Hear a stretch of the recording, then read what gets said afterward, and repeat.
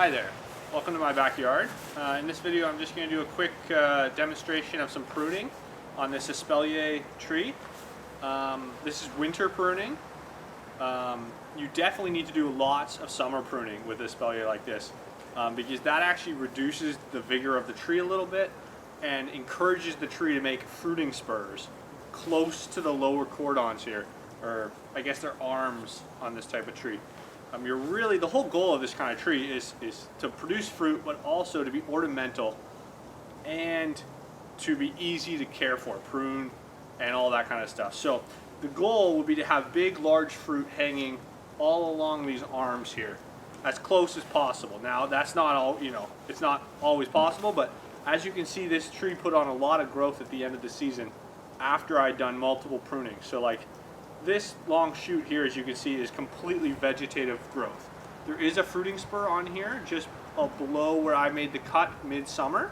So that shows you, and I'll bring in a close up here in a second to show you that, but I made a cut and then it put a fruiting spur out where I made the cut, and then it continued to grow. So that needs to come off for sure. Same thing over here. So I'm going to take this off right here. And when you're cutting a fruit tree, always try to cut close to the lowest bud, to the next bud down that you're going, so that when it grows, you don't have large pieces of dead wood just hanging there, sticking out. So this kind of pruning really is easier to see the shape of your tree in the winter, and it's nice to do a really nice, thorough pruning in the winter, even though the summer pruning is really what keeps the fruiting spurs close to the trunk here and really creates the form that you need. So you have to do the summer pruning.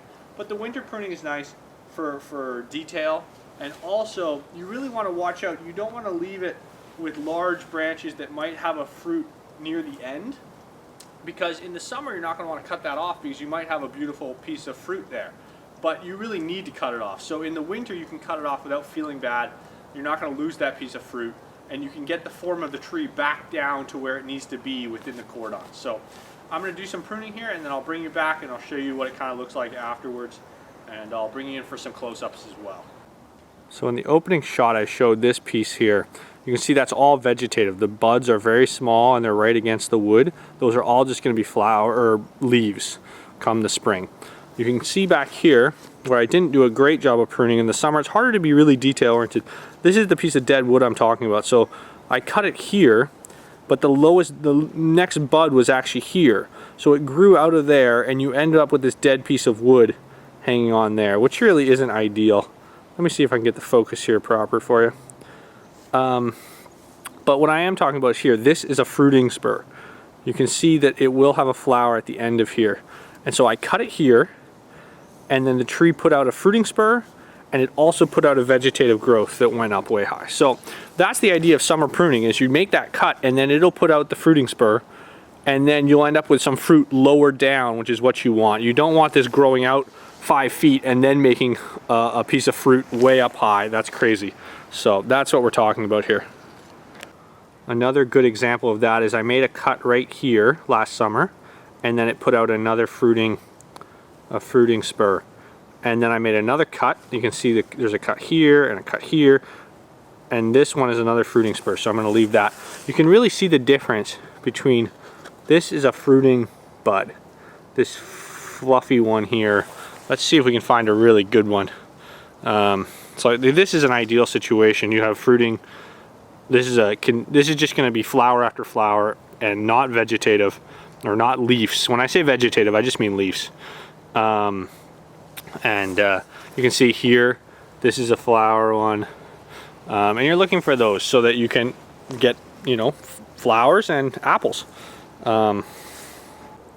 Here's an example of something you don't really want. This spur is coming out underneath and it's hanging down. It will be a flower, but the problem with that is the tree won't send its energy downwards as much as it will upwards, and so you'll end up with small fruit on those ones. So you really want stuff coming above. You want it growing up like this, and then you want it as close as possible. So in this case, you can see right here I have a flower bud on this otherwise large piece. So I'm going to actually cut this off right at the flower bud, And so now I'm going to have a nice piece of fruit hanging right there, right off the trunk. Sorry for all the branches, it's hard to show. One other idea here is you really don't want, say you had a piece of fruit grow from here on this branch. The amount of twisting moment that could put on the branch, on the tree, the weight of that 1.5 pound apple is just too much, and you'll actually get this main branch maybe twisting some, which is not what you want. So those need to come off. They need to be shorter, especially near the end of the branch here, at the tail end of the tree. You don't want it hanging down, and you definitely want to cut these off. You don't want a fruit up here pulling the whole thing down like that. That's not what we want in this kind of tree.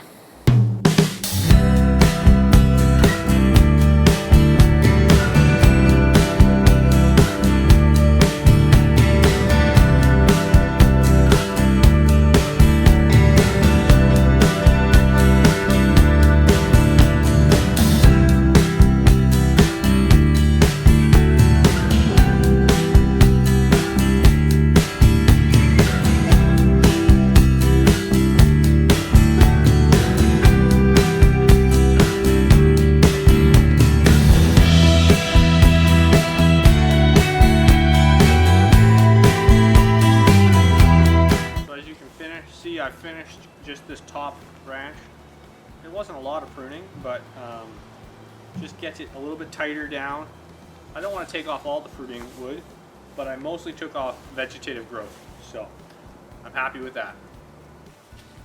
And of course, if you made it this far into the video, please take the time to subscribe. Even if you found my video through a search, it really helps. YouTube is requiring 1,000 subscribers now before they'll send any money. I used to get like $100 a year. I'd buy a new tree with it or something. I don't do these videos for the money, but it's kind of nice to get anyhow. So until I get to 1,000 subscribers, I won't be able to make any more money. So I really appreciate if you can give a thumbs up and give it a subscribe. Thanks.